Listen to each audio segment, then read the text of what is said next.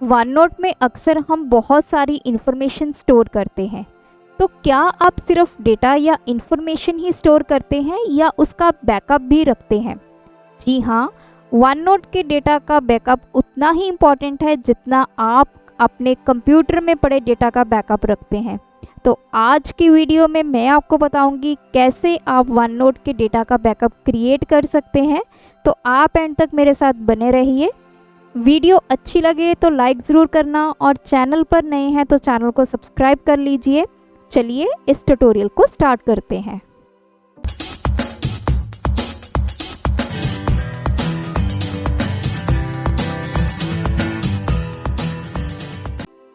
नमस्कार दोस्तों, मैं शालिनी स्वागत करती हूँ आपका लर्नर्स एकेडमी में। जैसा मैंने इंट्रोडक्टिव पार्ट में बताया कि आज हम वन नोट में पड़े डेटा का बैकअप रखना सीखने जा रहे हैं। अगर आप वन नोट यूज़र हैं और रूटीन में अपने डेटा को स्टोर करते हैं वन नोट में, तो ये वीडियो आपके लिए बहुत इम्पॉर्टेंट है। देखिए, वन नोट में जैसे हम यहाँ पे नोटबुक्स क्रिएट करते हैं और डिफरेंट सेक्शंस में अपने डेटा को स्टोर करते हैं, तो आप इन सब डेटा का बैकअप कैसे रखेंगे? उसके लिए हमें फाइल ऑप्शन में जाना है और यहाँ पे आपको ऑप्शंस पे क्लिक करना है और यहाँ पे आपको वन नोट की वेरियस ऑप्शंस मिलेंगी और आपने सेव एंड बैकअप पे क्लिक करना है। तो ये सारी वो ऑप्शंस हैं जिनकी हेल्प से आप अपने वन नोट का जो डेटा है उसका बैकअप क्रिएट कर सकते हैं। सबसे पहले अगर मैं बात करूँ बैकअप फोल्डर की, तो बाय डिफ़ॉल्ट जो आपको मिला है वो ये है। आपकी सी ड्राइव में यूज़र्स में जाकर आपके सिस्टम का जो भी नाम है ऐप डेटा फोल्डर में आपको लोकल फोल्डर मिलेगा और उसके अंदर माइक्रोसॉफ्ट फोल्डर में वन नोट मिलेगा। तो अगर मैं इसको चेंज करना चाहती हूँ, मैं चाहती हूँ कि जो मेरा बैकअप फाइल्स क्रिएट हो रही हैं वो कहीं और जाकर स्टोर हो, तो आप इस फोल्डर की ऑप्शंस को मॉडिफाई कर सकते हैं। तो मॉडिफाई में देखिए आपके यहाँ पे select folder dialog box open हो जाएगा। तो जहाँ भी आप रखना चाहते हैं अपनी फाइल्स को, वहाँ आप इसको स्टोर कर सकते हैं। तो ये तो थी बात कि हम अपने बैकअप फोल्डर का अगर पाथ चेंज करना चाहते हैं। तो अब बात आ जाती है कि हम अपने जो बैकअप है उसको कैसे रखेंगे।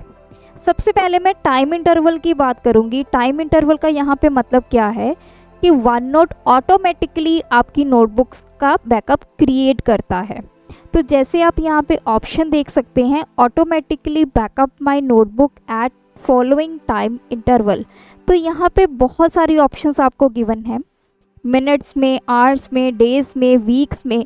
तो डिपेंडिंग अपॉन द यूज़र कि आप अपने वन नोट का डेटा कितने टाइम के बाद उसका बैकअप क्रिएट करना चाहते हैं, यहाँ से आप अपना टाइम जो है वो सिलेक्ट कर सकते हैं। अगर आप बहुत ही ज़्यादा डेटा स्टोर कर रहे हैं वन नोट में, तो कई यूज़र्स जो हैं आफ्टर 5 मिनट्स चाहते हैं कि उनका डेटा जो है वो बैकअप हो जाए। कुछ यूज़र्स कुछ घंटों के बाद चाहते हैं, तो कुछ यूज़र्स कुछ डेज़ के बाद चाहते हैं। तो ये डिपेंड करता है आपके ऊपर और आपके डेटा के ऊपर, आपका डेटा कितना इम्पॉर्टेंट है और कितने टाइम के बाद आप चाहते हैं कि उसका जो बैकअप है ऑटोमेटिकली क्रिएट हो। तो उसके अकॉर्डिंग आप यहाँ से ऑप्शन को सिलेक्ट कर सकते हैं। तो जैसे मुझे चाहिए कि मैं 5 मिनट बाद मेरा डेटा का बैकअप क्रिएट हो जाए, तो यहाँ पे मैं 5 मिनट सिलेक्ट कर लूँगी। तो 5 मिनट के बाद ऑटोमेटिकली आपका वन नोट जो है जितने भी आपने चेंजेस किए होंगे वो आपके बैकअप फाइल में अपडेट कर देगा। दूसरी बात आती है, अब सपोज़ कीजिए कोई यूज़र है जो 2 घंटे बाद बैकअप लेना चाहता है। तो अभी मैं कोई फ़ाइल मैंने यहाँ पे वन नोट में लेके आई हूँ, उसके ऊपर मैंने एडिटिंग की और मैं चाहती हूँ कि इमीडिएटली मैं उस फाइल को सेव कर लूँ और मेरे बैकअप फोल्डर में भी वो फाइल चली जाए। तो उसके लिए मैनुअली हमें यहाँ पे वन नोट ने 2 ऑप्शंस दी हैं, backup changed file now, backup all notebooks now. तो अगर आपने किसी एक पर्टिकुलर सेक्शन को ही चेंज किया है या पर्टिकुलर एक ही नोटबुक को आपने चेंज किया है, तो आप backup changed files now option पे क्लिक कर सकते हैं। तो जैसे ही बैकअप आपका कंप्लीट हो जाएगा तो आपको यहाँ पे डायलॉग बॉक्स मिल जाएगा जिसमें लिखा होगा द बैकअप कंप्लीटेड सक्सेसफुली। अगर आपने मल्टीपल नोटबुक्स में चेंजेस किए हैं तो आप इस ऑप्शन को सिलेक्ट करेंगे बैकअप ऑल नोटबुक्स नाउ। तो ये दोनों ऑप्शंस हमारी मैनुअल ऑप्शंस हैं। अगर हम चाहते हैं कि बहुत ही इंपॉर्टेंट डेटा है और साथ ही साथ वो डेटा बैकअप भी हो जाए, तो आप यहाँ पर आके इन सेटिंग में आके इन ऑप्शंस को यूज़ कर सकते हैं। तो नेक्स्ट बात आ जाती है नंबर ऑफ बैकअप कॉपीज़ की, कि कितनी कॉपीज़ आप एज अ बैकअप रखना चाहते हैं।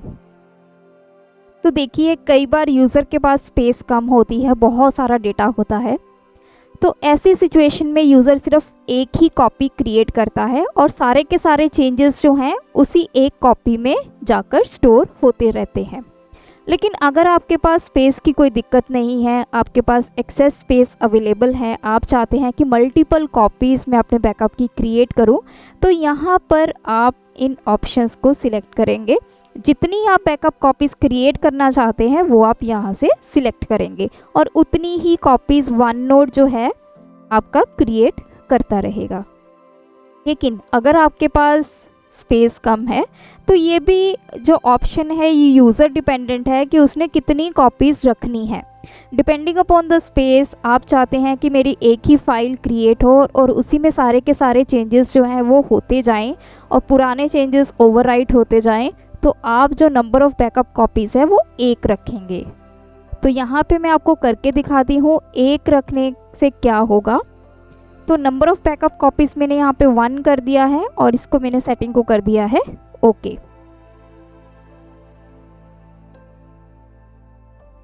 तो इस सेक्शन में अब मैं कुछ चेंजेस करूँगी और मैं देखूँगी कि मेरे बैकअप फाइल्स में वो चेंजेस हुए हैं और मैं आपको बताऊँगी कैसे आपने अपनी बैकअप फाइल्स को व्यू करना है।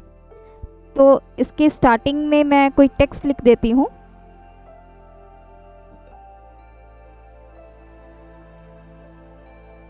तो मैंने यहाँ पे लिख दिया इम्पोर्टेंट फाइल, इसको सेव कर दिया। सेव करने के बाद अब मैं इसको मैनुअली इसका बैकअप क्रिएट करूँगी, क्योंकि जो मैंने वहाँ पे टाइम लिखा है ऑटोमेटिक बैकअप का वो है 2 आवर्स। 2 घंटे के बाद ये ऑटोमेटिकली बैकअप इसका क्रिएट होगा, लेकिन मुझे अभी चाहिए तो मैं यहाँ पे बैकअप चेंज्ड फाइल्स नाउ पे क्लिक करूँगी ओके और इसको कर दूँगी ओके। तो मेरा बैकअप हो चुका है इस फाइल का, जो भी मैंने चेंजेस इस फाइल में किए हैं वो सेव हो गए हैं। अब मुझे व्यू करना है मेरी बैकअप फाइल, तो उसके लिए मैं फाइल ऑप्शन में जाऊंगी और सबसे फर्स्ट आपने सिलेक्ट करनी है ऑप्शन इन्फो। इन्फो में जाकर आप यहाँ पर देख सकते हैं एक ऑप्शन मिलेगी ओपन बैकअप्स, इस पे आप क्लिक करेंगे तो ये डायलॉग बॉक्स आपका ओपन हो चुका है। जिस नोटबुक का भी आपने बैकअप लिया है या जिस पर्टिकुलर सेक्शन का आपने बैकअप लिया है वो किस नोटबुक में है, आपको उसको ओपन करना होगा। तो मेरी हेलो नाम की नोटबुक है तो मैंने इसको ओपन किया। तो देखिए सिर्फ एक ही यहाँ पे फाइल क्रिएट हुई है। सेक्शन 1 की एक फ़ाइल है, सेक्शन 3 की एक फ़ाइल है और PDF नाम का जो सेक्शन है उसकी भी एक ही बैकअप कॉपी जो है वो क्रिएट हुई है। यहाँ पे आप डेट मॉडिफाइड में देख सकते हैं, ये करंट डेट है और ये टाइम है, किस टाइम पे आपने इस फाइल को मॉडिफाई किया है। तो मैंने अभी PDF फाइल को मॉडिफाई किया था तो मैं इसको ओपन करके दिखाती हूँ। मैंने यहाँ पे क्लिक किया और इसको कर दिया ओपन।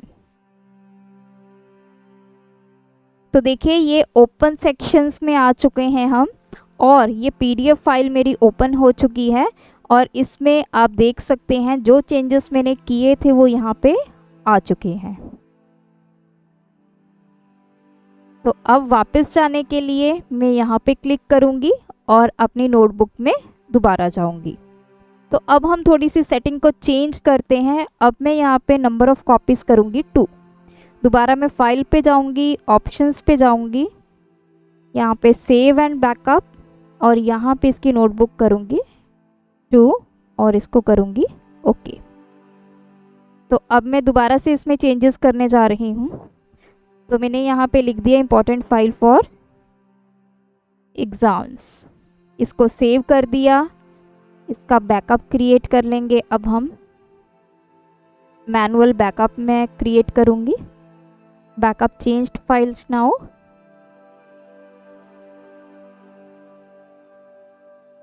देखिए बैकअप अभी क्रिएट हो रहा है, बैकअप हो चुका है, इसको हम ओके करेंगे। ओके, तो मैंने नंबर ऑफ़ कॉपीज़ 2 रखी हैं। उसको व्यू करने के लिए मेरी कितनी बैकअप नोटबुक्स हैं और मेरा जो बैकअप मैंने किया है अभी डेटा, क्या वो वहाँ जाके स्टोर हो गया है, उसको देखने के लिए मैं दोबारा से फाइल में जाऊँगी, इन्फो में जाऊँगी एंड ओपन बैकअप्स, और हेलो नाम के मैंने नोटबुक को ओपन किया।